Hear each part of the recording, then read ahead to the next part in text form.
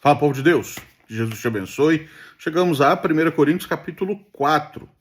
Neste capítulo, Paulo já inicia mostrando o que é necessário, o que é requerido dos servos de Deus.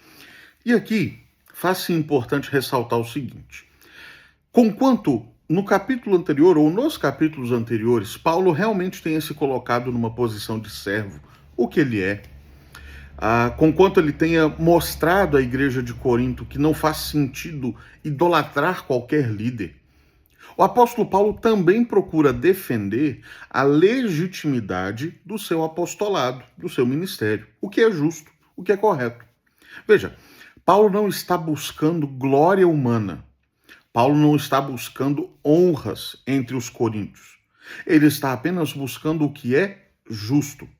Está apenas buscando que os coríntios reconheçam que ele sim foi um instrumento de Deus na vida deles. E que ele não pode ser assim descartado, desprezado. Portanto, é absolutamente necessário que tenhamos uma visão equilibrada de todas as coisas. Por um lado, nós não idolatramos qualquer líder humano. Nós não os colocamos em qualquer pedestal. Não damos a eles uma honra que deve ser dada apenas ao nosso Senhor. Por outro lado, nós somos gratos a Deus pelo ministério deles. Somos gratos a Deus pela fidelidade deles. Gratos a Deus porque vieram antes de nós, honraram ao Senhor, nos geraram muitas vezes no Evangelho.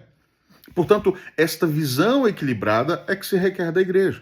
Assim, Paulo começa o capítulo 4 mostrando: assim, pois, importa que os homens nos considerem como ministros de Cristo e despenseiros dos ministérios, ou dos mistérios, de Deus. Ora, além disso, o que se requer dos despenseiros é que cada um deles seja encontrado fiel. O que se espera dos ministros de Cristo?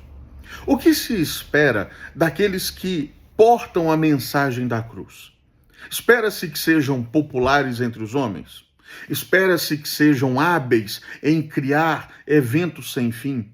Espera-se que sejam prontos a atender todos a tempo e a hora do jeito que cada um quer?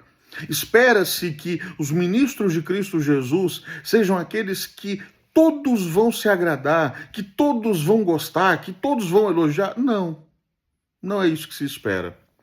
O que se espera de cada um dos despenseiros, daqueles que cuidam da dispensa, de onde estão os alimentos, ou onde estão os alimentos de uma casa, o que se espera dos dispenseiros é que eles sejam encontrados fiéis.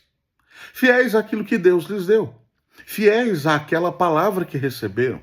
Fiéis à mensagem que devem pregar, que devem proclamar. Nada menos que isso é aceitável. Nada mais que isso é exigido. É exigida a fidelidade dos ministros de Cristo, dos dispenseiros dos mistérios de Deus. E é dentro disso que Paulo faz tal apelo. Lembre-se que no início, Paulo condenou aquilo que os coríntios insistiam, de desejar sabedoria humana, de desejar retórica humana. Em momento algum, Deus exigiu isso. Deus exigiu fidelidade. E Paulo está reafirmando essa tese. O que se requer dos dispenseiros é que cada um deles seja encontrado fiel. Paulo parte aqui, especialmente a partir do verso 6, para um argumento irônico. E Paulo faz isso muito, como um recurso linguístico.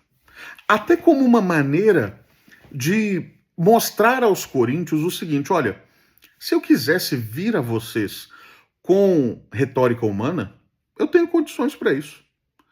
Usar a ironia era sinal de fato, conhecer bastante a retórica humana. Paulo usa a ironia aqui, por exemplo, no versículo 8. Vocês já estão fartos, já estão ricos, chegastes a reinar sem nós. Sim, tomara reinasseis para que também nós viéssemos a reinar convosco. Como se Paulo dissesse: olha, vocês já são bons demais, já são excelentes, não precisa de mais nada. Ora, que bom, nós vamos aí para reinar com vocês. Vocês já não precisam de mais ninguém, não precisam de mais nada.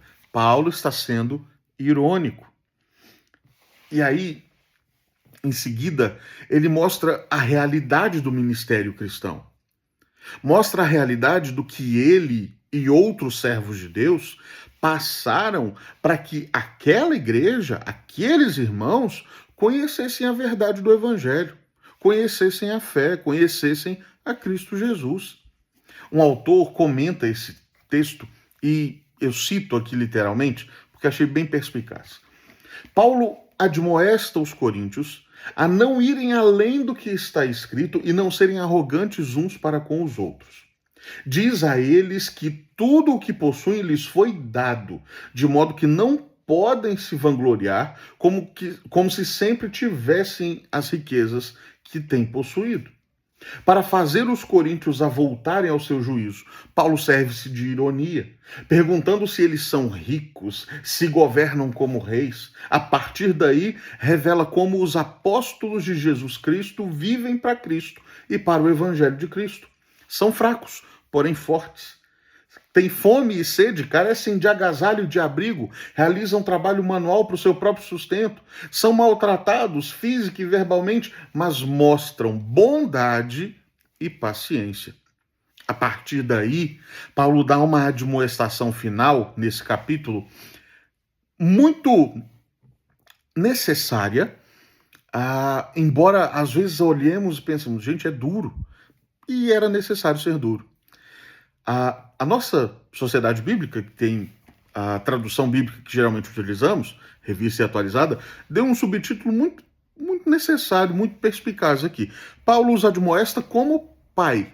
E, de fato, é o que Paulo faz. Primeiro porque ele diz que gerou aqueles irmãos em Cristo, ainda que outros tivessem sido preceptores, eles não podiam dizer que tiveram muitos pais, porque pai em Cristo foi o apóstolo Paulo. Porque ele os gerou na palavra da verdade.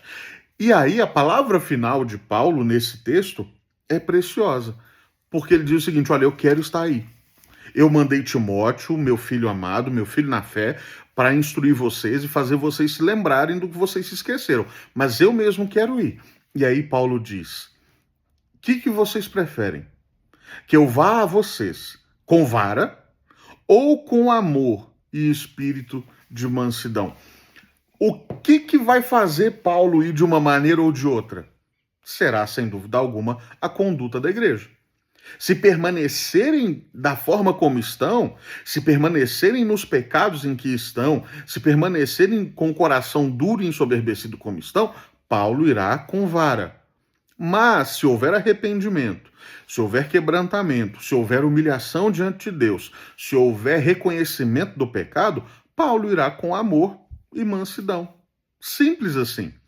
É essa a proposta que nos é feita também pelo próprio Deus.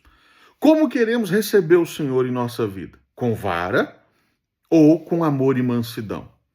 Se queremos que ele venha a nós com vara, com disciplina, que permaneçamos nos nossos pecados, que façamos o que nos der na telha, independente da vontade dele. Mas se queremos receber o Senhor com amor e mansidão, que ele venha com amor e mansidão na nossa caminhada, ora, que nos arrependamos de nossos pecados, que nos humilhemos perante ele, que crucifiquemos toda soberba em nosso coração e dependamos verdadeiramente daquele que nos ama, daquele que nos redimiu, do nosso Senhor.